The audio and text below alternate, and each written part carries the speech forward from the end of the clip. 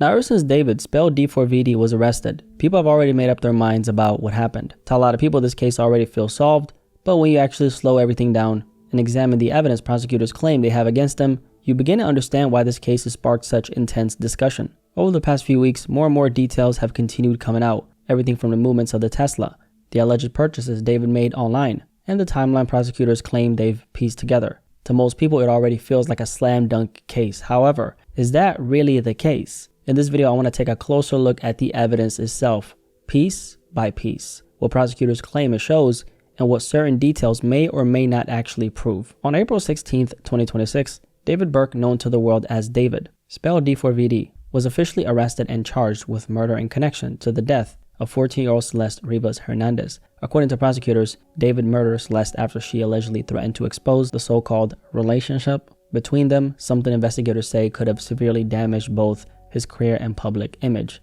They further allege that after killing her, he dismembered her body and placed the remains in the bags, which were then stored inside the front trunk of his Tesla for months, before eventually being discovered at an impound lot in September 2025. David was taken into custody that same day of April 16, shortly after 4:30 p.m. in Hollywood, and records show he was formally booked into LAPD custody later that evening at around 10:12 p.m.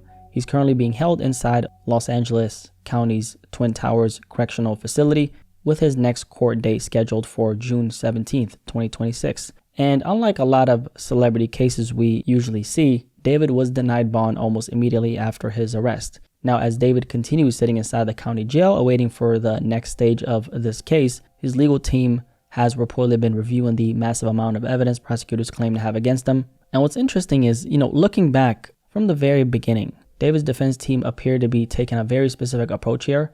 Like we touched on in previous videos, shortly after his arrest, they were actually pushing for prosecutors to present their evidence as quickly as possible, and they even took it a step further by exercising David's rights to fast-track parts of the legal process, essentially asking the court to quickly determine whether there was enough evidence for this case to move forward to trial, which isn't something you always see in situations this serious. However, that approach would later appear to change, because after prosecutors revealed the new court documents on April 29th, 2026, laying out their theory of what allegedly happened to Celeste, David's defense team would later request a delay in the proceedings. And honestly, considering the extent of the allegations and how much information prosecutors were suddenly laying out publicly, I guess that decision kind of made sense, right? Because by that point, the public was no longer just hearing vague accusations anymore. Now prosecutors were beginning to publicly outline the timeline, the alleged forensic evidence, the purchases, the movements, and the digital trail they believe connects David to what happened. Now let's actually look at the specifics of what prosecutors claim they have against David, piece by piece. Because once you start looking at the case from that perspective, the beginning of the story becomes extremely important. On September 8th, 2025, human remains were discovered inside the front trunk of an impounded Tesla in Los Angeles. But at the same time, investigators had no idea who those remains belonged to. The victim was essentially a Jane Doe. It's a term that essentially describes when a body has not been identified yet. And that matters because at this stage of the investigation, nobody publicly knew where this case was about to take us. Looking back now, the Tesla becomes one of the most important pieces in this entire timeline prosecutors are trying to build. Because according to investigators, almost everything in this case eventually circles back to that vehicle somehow.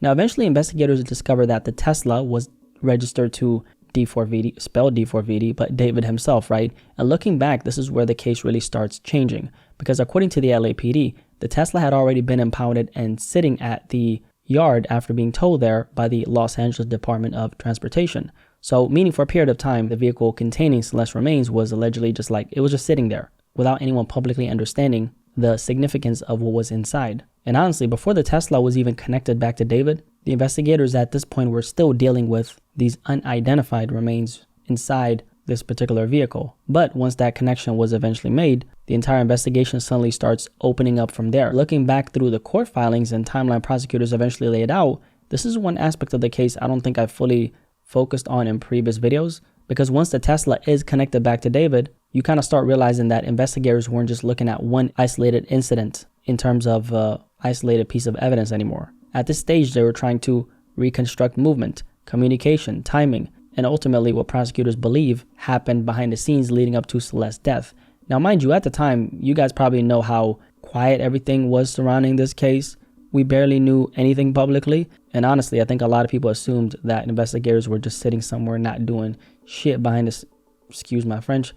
They were not doing really, we thought they weren't really doing anything behind the scenes. But looking back now through these court documents and everything that we found out after, it became a lot clearer of what they were actually building toward. So salute to them, right? But at this point in the investigation, the focus suddenly shifted. Now investigators are trying to figure out, okay, well, we have the person who owned the car here. We know their name. And so the question now is, who was driving it? Where had it been? Where was it parked previously? And ultimately, how Celeste ended up inside it. And that's why the Tesla itself became such a central part of this entire case. Because from prosecutors' perspective, the vehicle doesn't just contain evidence. It becomes the center of the timeline and the focal point they're now trying to reconstruct. So basically, they're trying to reconstruct everything around this particular vehicle at this point. And then just days later, through dental records, the remains are officially identified as 14-year-old Celeste Rivas Hernandez. And looking back, this is really where the story kind of takes a different direction, because up until now, these were just unidentified remains found inside an abandoned vehicle. But once Celeste is identified, everything suddenly becomes more personal. Now the focus shifts towards who was this little girl who got obviously brutally murdered in this fashion? How did she become connected to that Tesla? And eventually, how did she really connect to the car owner, David? And once that connection starts getting examined more closely, that's when everything else starts opening up. The reported relationship between them, the prior missing persons report, the messages, the Uber ride to his house, the alleged purchases later traced back to him, the forensic evidence, and ultimately the timeline they now believe led up to Celeste's death. Rest in peace to Celeste. And we take a step back and really look at all those different pieces together. That's when you start understanding why this case eventually became so massive. So now it wasn't an isolated allegation or one isolated piece of evidence. Here the authorities are basically trying to piece together an entire story. And that word right there, honestly, like that word right there, story, is extremely important here, because when you take a closer look at the court documents themselves, you start noticing that the details aren't being presented like random disconnected moments. Everything builds into something else. One detail leads to another, which then connects back to another moment in the timeline. And then suddenly, that's when some of those earlier moments surrounding David start becoming much more significant looking back. Now remember, what makes this entire situation even more significant looking back is that David had already spoken to law enforcement long before Celeste's death, and that part matters a lot. So this wasn't a situation where someone's name randomly appeared after everything happened. There was already documented contact there. Back in February 2024, after Celeste had first been reported missing by her family, authorities had already spoken to him directly. And at the time, he reportedly said he didn't know she was a minor and that he didn't really know where she was because they were looking for her. But looking back now, that conversation becomes a lot more important, because then they realize that this wasn't some random connection discovered after Celeste's death. The relationship between them allegedly goes back well over a year before any of this happened. They just really didn't know it at that point, and they had no clue where the story was heading. And that's what eventually brings the focus right back to the Tesla itself. And this is where taking a closer look at the Tesla becomes really important, because the vehicle, where it was moving, where it was parked, and who was allegedly driving it eventually becomes one of the central focuses of this entire case. So according to the timeline itself, the Tesla had been sitting on Bluebird Avenue in Los Angeles, just a short walk away from David's Hollywood Hills home. And based on surveillance footage referenced throughout the court documents, David was allegedly the last person seen driving that vehicle on July 29th, 2025, before leaving Los Angeles for a tour. And when you really slow down and look at that detail more closely, it starts connecting into everything else prosecutors are trying to establish afterward. Because now the focus isn't just on the Tesla existing anymore. It becomes where was this vehicle, right? When was it moved? Who was around it? And what allegedly happened in the period leading up to it being abandoned. And another thing that stands out here is that they strongly suggest that there was some form of visual documentation connected back to the Tesla, like of David being the last person driving it. Now, publicly, we still don't know fully what every piece of footage allegedly shows, whether every single angle clearly identifies David, or how much surveillance footage exists altogether. We just don't know that yet. But what we do know is that the timeline being presented keeps returning to the idea that he was the last known person driving the vehicle before everything that followed.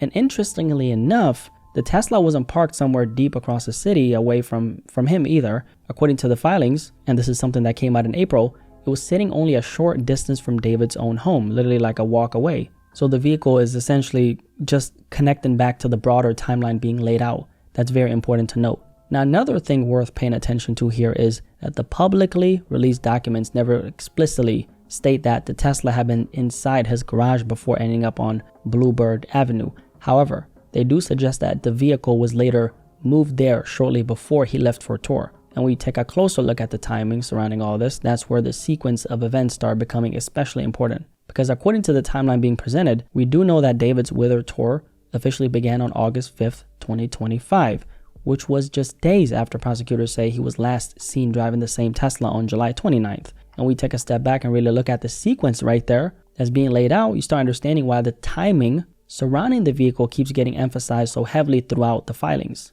Now, from their perspective, this isn't just about where did this car exactly end up. It was about reconstructing what they believe was happening in the days leading up to it being abandoned. So from an investigative standpoint, the timeline surrounding the vehicle, the period when the tour or before the tour began, and the movements connected to those final days all start becoming extremely important pieces of the bigger picture. And while we've already lightly touched on parts of this throughout previous videos, perhaps one of the most important aspects of this entire case is when authorities eventually realized that there was allegedly a much deeper connection between David and Celeste than anyone initially understood. And honestly, this part of the story, the public, us, right, we had already pieced all this together before any of these documents were released. Because even before the arrest, there was already a bunch of clips and photos circulating online where you could see that there was some type of relationship there. So they were connected in some type of way, right? That we knew. One clip that surfaced in particular even showed one of David's friends asking him if he was still dating that minor. Are you still dating that minor? And then there was also the teacher clip that later surfaced where someone claimed, or I should say a teacher claimed, that they had seen Celeste around David as well. Celeste Rivas' former teacher is saying that Celeste met David on social media. He also says that Celeste ran away from home, then the police picked her up, brought her back, and then she ran away again. He also said that he is the former teacher of one of the kids that were allegedly paid off by David. How long ago was this? We all just found out yesterday who it was, but she's been missing since I taught her. So when I taught her, she met this dude on social media. He was a rapper in LA. He came and got her. She ran away from home. She was gone for like a month. The cops found her in Hollywood, brought her back to our school. She came back to our school, kind of told people this story. She disappeared again in May of that year, May of 2024. That's when her friends told me what happened, that it was this rapper. And then I found out yesterday that she's now dead in that rapper's car, cut into pieces. You want to know how they met? I feel like I just said it. Social media. At the time, he was kind of describing him as, oh, this rapper guy, whatever. I'm assuming he didn't really know that he was a singer, right? But anyway, so by the time these court filings eventually came out, the idea that there was some type of connection between them wasn't exactly like shocking to a lot of people.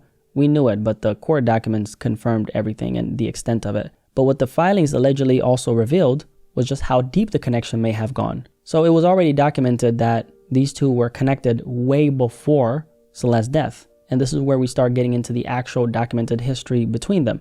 Because when you take a closer look at what authorities say they eventually uncovered, you start realizing that this allegedly went far beyond just random sightings or rumors. And that, of course, included the Riverside County missing persons report, which was filed by Celeste's family. And then we had the February 17th, 2024 interaction between David and law enforcement, recovered phone records, text messages, and evidence prosecutors say later came from David's devices and iCloud account. And what makes all this especially significant looking back is that almost everything that it was basically pointing to was uncovered after authorities started digging deeper into Celeste's disappearance and eventual death. Because by February 17th, 2024, Celeste was still alive at this point, but she had already been reported missing by her family. And looking back now, this part of the timeline becomes extremely important because these court documents stated that that's when authorities allegedly traced phone records that led directly back to David. And then he gets this call, he picks it up, and he claims he barely knows her, claims he didn't know that she was a minor. And later that same night, officers show up to where he was staying in West Hollywood.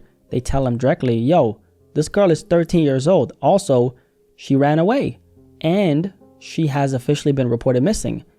Again, at this point, he claimed he didn't know her age and says he had only met her once, but authorities also alleged that during that interaction, David then showed the deputies a yearbook photo of Celeste that was saved on his phone. Now, looking back now, that moment clearly becomes much more significant in the bigger picture prosecutors are trying to present, because according to their timeline, the relationship allegedly continued even after law enforcement had directly informed him that she was a 13-year-old runaway, which means from their perspective, there was already documented awareness there early on. And that later becomes important because it allegedly helps connect a lot of the communication and contact that prosecutors say continued afterward. And this is what the documents say, right? They said that Celeste later returned home, but her parents took her phone away. But prosecutors also allege that David eventually drove out to Lake Elsinore, where Celeste was from, and paid another student around $1,000 to get a new phone to her so they could continue communicating. Well, let's just take a step back and actually think about that allegation. And prosecutors would likely argue that this wasn't a casual situation where these two were in communication. Then they're going to argue that there was a lot of effort behind this, a lot of planning, intentional continuation. And then you start thinking about the phone itself, okay? That phone that he allegedly bought for her. And among the many messages investigators claim to have recovered. And according to prosecutors, things only became more serious from there. They then alleged that the two continued spending time together throughout 2024, weekends at his Hollywood Hills home, trips to Las Vegas, and a bunch of other places. I think London was in this document as well. When you really slow down and take a closer look at this part of the case, you start understanding why prosecutors keep circling back to the relationship itself over and over again, like they did the Tesla. These things are essentially connecting everything, because none of this is being presented like random moments that have nothing to do with each other. The trips, the messages, the phone records, the missing persons report, the alleged arguments, the Uber ride, the timeline. According to the way the filings are laid out, every new detail kind of leads into another detail that was already introduced earlier, almost like one long chain of events, or one bigger story, I should say, where every piece is meant to connect back to something else. And honestly, that's one of the biggest things that stood out to me taking a closer look at all this. Like when I'm kind of going over this again, that's really what stood out. The fact that everything is logically making sense, like the story that they're telling, the prosecution is telling. Like it doesn't feel like prosecutors are just throwing random pieces of evidence at the wall. They're trying to present consistency. I mean, they're eventually going to have to present this shit in court. Excuse my French. They're going to have to present this in court and have all of this make logical sense together to a judge. And from their perspective, there's a logical flow to everything they're laying out. And it makes sense in my head as well. So this timeline they're presenting from the beginning to end is basically meant to prove one continuous sequence of events they believe was happening behind the scenes. And whether people ultimately agree with their conclusion or not, or the judge agrees with their conclusion or not, I guess we'll see, right? But you can absolutely understand why they believe this evidence paints a very specific picture of what they say was happening behind the scenes before Celeste's death. And when you go through the messages investigators say they recovered, you start realizing something else about this case. According to the court documents, this is really important as well. There was one message in particular sent by Celeste to David in March of 2025, just weeks before her death, that prosecutors now appeared to view as extremely important. And this is why. In that message, according to investigators, Celeste expressed wanting more from the relationship than what it had become. And looking back at that now, it gives a different perspective on everything prosecutors say happened afterward. Because when all of us heard about this case initially back in September of 2025, and when a lot of these court documents came out, the focus went to the violence, the allegations, the forensic details, and that becoming the center from our perspective, right? But prosecutors seem to be building something much deeper than that. They're trying to establish the emotional state of the relationship itself leading up to April 2025. And according to investigators, even though the two had allegedly broken up by November of 2024, the communication between them never really stopped, which prosecutors now believe is important because, in their view, this wasn't some brief interaction between two people who lost contact, right? And then eventually we get to April 23rd, 2025, the day prosecutors say Celeste arrived at David's Hollywood Hills home and the last day she was ever seen alive. Now, Celeste had no idea that this was going to be her last, day and night alive. Now, up until this point, most people already know the basic outline of the allegations, that Celeste had allegedly threatened to expose the relationship between them, and that prosecutors believe this became the motive behind her death. So the night before Celeste disappeared, the two were involved in a lengthy argument over text messages. And investigators claim that the argument centered around David's relationship with other women, and Celeste basically believed that the quote-unquote relationship that they had, right, was not a relationship, but she believed that there was something much more serious between them, and that her and David had potentially a future together. So all this is just extremely disturbing. I don't want to go too deep into that aspect, but basically the prosecution isn't just presenting cold, hard, forensic evidence. They're presenting an emotion, or multiple emotions: attachment, frustration, jealousy, secrecy. And then as that argument escalated, Celeste eventually threatened to expose the relationship publicly in a way prosecutors say could have damaged David's career and public image. Now, obviously, Celeste is no longer here to explain her side of any of this herself, right? Rest in peace to the little girl. So what prosecutors seem to be doing instead is using the communication between them to reconstruct what they believe her emotional state may have been during those final weeks and days of her life. And that's very important because according to investigators, the messages allegedly recovered don't just show communication between two people. It's basically showing and becoming the connective tissue tying the entire timeline together. And the investigators placed a huge amount of importance on the timeline surrounding her arrival at David's home, because it was around 8:40 p.m. that David arranged for an Uber to pick Celeste up from Lake Elsinore, where her family home was located. And then the communication between them continued before and throughout the ride itself, and then at approximately 10 past 10 p.m., that's when Celeste arrived at the Hollywood Hills home where David was staying, right? And this is where the timeline starts becoming extremely important because according to prosecutors, just around 20 minutes later, at approximately 10:30 p.m., David allegedly begins sending messages asking where Celeste was. And prosecutors now believe those messages are one of the most significant details in the case. Because according to their theory, and I feel like we didn't go deep enough on this, but those texts were not genuine attempts to locate where she was at, because he was like messaging her like, hey, where you at? But instead, the prosecution alleged that this was a part of an effort to create the appearance that Celeste had never actually arrived at the house in the first place. And this is kind of what makes you realize why the prosecution appears so focused on timestamps and the communication records and the ride data and digital activity throughout that night. Because by the time the messages were sent, they said that Celeste was already dead at this point, right? And then when she had eventually arrived, David stabbed her multiple times is what they said. And then the timing becomes very impossible to ignore. And this is a very big part about this aspect, because just 2 days later, David was preparing to release his debut album. His career was, of course, growing rapidly. Major opportunities were opening up. And according to prosecutors, that pressure and timing is a major part of the motive they now believe existed in this case. This part is so big. So when you really slow down and take a look at everything they are presenting, particularly for this aspect right here, that's probably the part of the case that hits the hardest. Because behind all the headlines, right, and just the brutality of this particular case, you start realizing that this was still a 14-year-old girl. Like Celeste was a child, right? A girl who, according to investigators, seemed emotionally attached to somebody much older than her. Somebody with fame, somebody with money, somebody with status, who had a very popping and growing career, who was literally about to travel the world just in a few months, right? And when you look at the messages they say that they recovered, especially the ones where Celeste allegedly wanted something deeper from the relationship, it paints a very sad picture looking back. Because regardless of what people believe, I just really want you to think about what Celeste might have been feeling in that particular moment, what she was going through, right? And the picture you get is that she was just far more emotionally invested in the situation working out than David himself. Obviously, I don't want to get too detailed about what I think she might have been going through because I just don't know, right? But I just think this part is kind of important that we just sit with. You get what I'm saying? But that's what makes this part of the case feel so like dark emotionally. While David was preparing for an album rollout, interviews, a tour, and the biggest moment of his career, there was allegedly a 14-year-old girl behind the scenes becoming more emotionally attached, more frustrated, and eventually more desperate to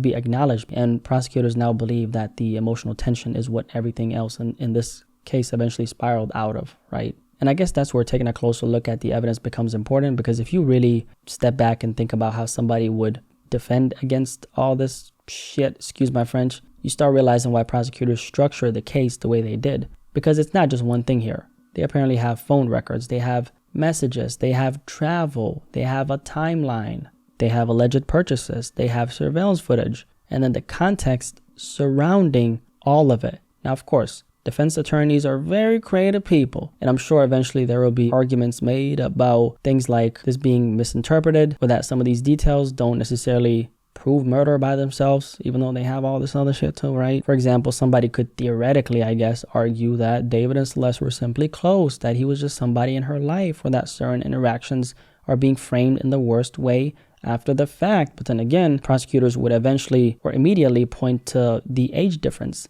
the nature of the messages, the explicit photographs investigators claim they recovered, and the overall progression of the relationship they say they uncovered. And honestly, one of the more disturbing things about when you just think about all this is the amount of alleged planning and coordination involved in all this.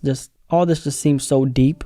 Prosecution wasn't just claiming one isolated interaction. I mean, we're talking about trips to Las Vegas, London, Texas to meet his family. And if you know how artists at that level usually travel, especially once touring and major label schedules get involved, there are often multiple people around these artists at all times. Managers, teams, assistants, booking schedules, flights being arranged, which makes all this that the prosecution is describing feel even more significant looking back. And another thing prosecutors would likely point to is the way David allegedly spoke to investigators back in February 2024. Because at that point, he was already trying to create some type of distance between himself and Celeste at that point. So he was claiming like, I don't really know. What are you talking about? This runaway, this minor, I don't really know this girl. And he claimed that he didn't know where she was. But according to investigators during that same interaction, deputies also saw that yearbook photo of Celeste saved on his phone. And looking back now, prosecutors would likely argue that, that particular interaction becomes important because it allegedly shows David trying to minimize the relationship long before Celeste's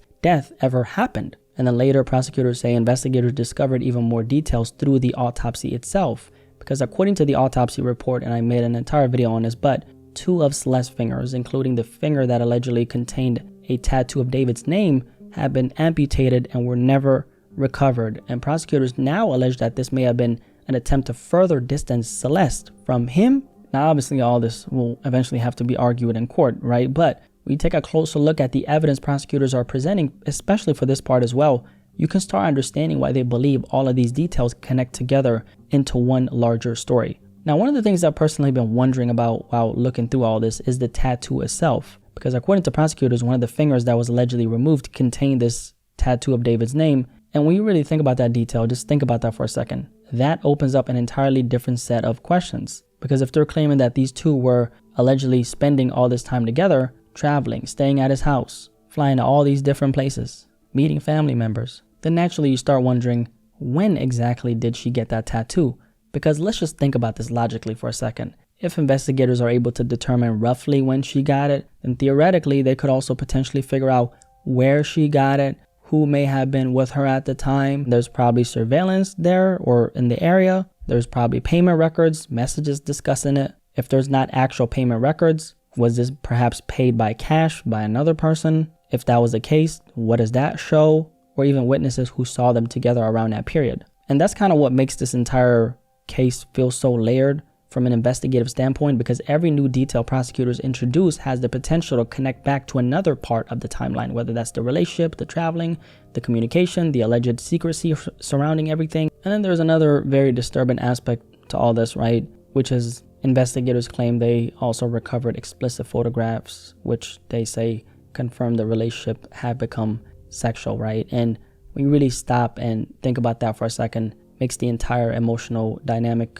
prosecutors are describing even way more dark. They also really focused on the immediate attempt to cover all this up. This is when they documented that David drove to Santa Barbara County in an effort to dispose of her belongings and destroy evidence. And again, this is another example of prosecutors trying to build one continuous timeline where every action connects directly into the next action. Now, the thing that strikes me here is how much of this case prosecutors appear to be building around behavior and timing. Because if their timeline is accurate, then according to the prosecutors, within minutes of Celeste arriving at the house, the situation had already completely shifted. I mean, imagine how blindsided she must have been in that moment, man. Like, damn. And that's why the communication aspect of these last interactions are such a key focus. Because their argument is, while one reality was allegedly taking place inside the house, another reality was simultaneously being created digitally through texts, calls, timestamps, and movements. So the communication after her arrival wasn't random. The driving afterward wasn't random. The movements of the Tesla weren't random. Each action was connected to the next one in a very deliberate way. Now, obviously, we as the public, we still haven't seen every single piece of evidence investigators claim to have recovered. We haven't seen the full phone extractions or anything like that, or the complete digital records, or every piece of surveillance prosecutors say that they have. So at this point, a lot of it is still just the prosecution laying out their version of events. But even with that said, when you really slow down and look at the timeline they're presenting, it's hard to not understand why this case has gotten to the point where it has. I mean, the deviousness of what they say happened here is crazy. So let's talk about some of the alleged purchases that David made during this time. Just one day after, they say that David ordered a shovel from Home Depot, which was then delivered directly to his house through Postmates. And then on May 1st, he ordered 2 different chainsaws from Amazon. And then just a few days after that, they claimed that additional items were ordered: a body bag, heavy-duty laundry bags, and a blue inflatable pool, all allegedly directly delivered to his house. Now, when it comes to these particular purchases right here, This was also a very big part of the documents, right? And according to their theory, none of the actions here or before existed in or happened in isolation. We're talking the timing of the purchase, the alleged movements afterward, the trip to Santa Barbara County. Like, all this is just, it's one continuous, consistent story, and it all connects back into one larger timeline. And also the fact that they claim that these purchases were made under a fake name, and the name was Victoria Mendez. From an investigative standpoint, that obviously became another detail prosecutors appeared to believe point toward concealment and intent. Those are two very important words here. And then literally just 3 days after those purchases were made, they said that David then returned to the same Santa Barbara County area he had previously traveled to after Celeste's death. And then here they said that he left his home around 11:30 p.m. on May 8th. And then according to prosecutors, he allegedly returned to that same area yet again on May 31st, 2025. And honestly, looking back at all this now, like especially these details right here and everything that we talked about before, the structure of this entire case just makes way too much sense. We're talking a sequence of actions unfolding over time, which is also why this part of the evidence has probably become one of the most heavily discussed aspects of this entire case online. Because when you hear chainsaws, body bags, inflatable pools, late night drives, fake names, repeated returns to the same location, it stops feeling like an isolated allegation to a lot of people. And notice how every piece of this entire story that the prosecution is telling all connects back to the next thing. It's almost like every piece is meant to support the next piece that follows afterward. And I think moving forward, one of the biggest things to watch in this case is probably going to be the witnesses themselves. Because at the end of the day, the court is different from internet speculation, right? Eventually, people are going to have to testify. People around David, people who allegedly saw certain things. What did these people see? We already know that the young man Neo appears to play some type of role in these, or in the witness situation. David's parents were also reportedly subpoenaed as well, but we still don't fully know the extent of what certain witnesses may or may have not, or may not actually say once this case reaches trial eventually, or if it gets to that point. And honestly, I think that's when we'll really start seeing which parts of this timeline prosecutors are most confident in proving. I guess we'll see how all of this plays out. But yeah, if you made it this far, drop a like on this video and subscribe if you're new here. My name is BlackySpeakz. Nice to meet you. This was just a closer look at the evidence that the prosecution say that they have against